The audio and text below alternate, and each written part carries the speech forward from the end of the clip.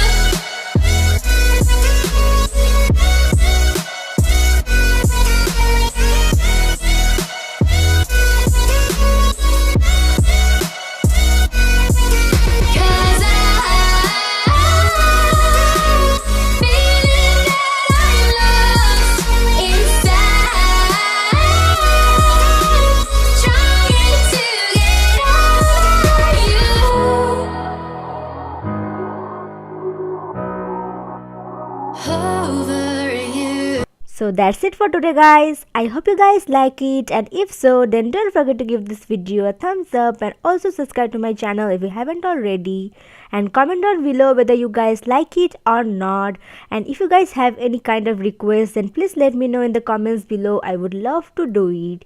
And I also request you guys that don't forget to subscribe because there's still many videos upcoming for the Valentine's Aura week. So thank you so much for watching, and I will see you guys on my next video. Bye.